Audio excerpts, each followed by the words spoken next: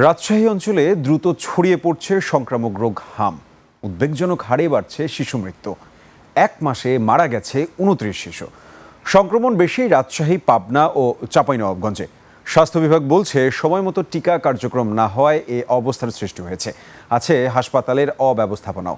পাবনা ও চাঁপাইনবাবগঞ্জ প্রতিনিধির সহায়তায় রাজশাহী বিভাগীয় প্রতিনিধি বদরুল হাসান লিটনের তথ্য ভিডিওতে সমর ইসলামের রিপোর্ট। বাচ্চার জ্বর 3 দিন হলে, আর বাচ্চার হলে হাম বাড়াইছে কাল থেকে। রাজশাহীর বিনোদপুরের রহিমা বেগম। টিকা দেওয়ার পর ছেলের জ্বর সারছে না।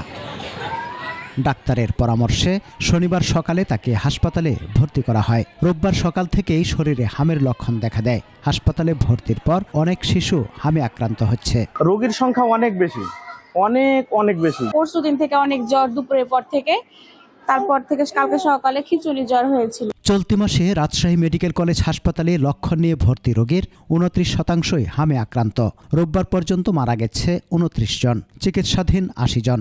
চিকিৎসকরা জানান, প্রথম দিকে সাধারণ শিশু রোগীদের সাথে রাখা হলেও রোববার থেকে চালু করা হয়েছে আইসোলেশন কর্নার। আমাদের সক্ষমতার চেয়ে 3 থেকে 4 গুণ রুগী সবসময় আমাদের ভর্তি থাকছে। সেক্ষেত্রে একটা রুগী একটা বেড কখনোই পায় না।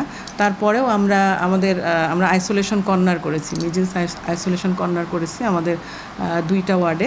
পাবনা ও চাঁপাইনবাবগঞ্জেও বাড়ছে হামের সংক্রমণ।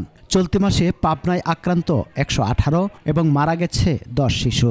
আর চাঁপাইনবাবগঞ্জ হাসপাতালে চিকিৎসাধীন 70 জন এবং মারা গেছে 8 শিশু। যথাযথভাবে চিকিৎসা করে যাচ্ছি, তবে এই বিষয়ে আসলে আরো জোরালোভাবে আমাদের কাজ করতে হবে। চিকিৎসকরা জানান, 4 বছর পর পর হামের টিকা ক্যাম্প করা হলেও রাজনৈতিক পট পরিবর্তনের কারণে কার্যক্রম ব্যাহত হওয়ায় বাড়ছে আক্রান্তের সংখ্যা। 25 সালেই হওয়ার কথা ছিল, যদিও প্রেক্ষাপট চেঞ্জ হয়েছে, আপনারা জানেন। এই প্রেক্ষাপটের কারণে 25 সালে আমরা হয়তো বা সেটা সম্ভব হয়নি। আমি আশা করতেছি যে স্বাস্থ্য মন্ত্রণালয় এবং স্বাস্থ্য অধিদপ্তরের তত্ত্বাবধানে আমরা 26 সালে এবং অচিরেই আমরা এমআর ক্যাম্পেইনটা সম্পন্ন করতে সক্ষম হব। পরিস্থিতি সামাল দিতে দ্রুত হাম রুবেলা ক্যাম্প আয়োজন এবং মাঠকর্মীদের প্রশিক্ষণের ব্যবস্থা নিতে স্বাস্থ্য মন্ত্রণালয়কে জানানো হয়েছে বলে জানান এই স্বাস্থ্য কর্মকর্তা। সমর ইসলাম, 21 টেলিভিশন।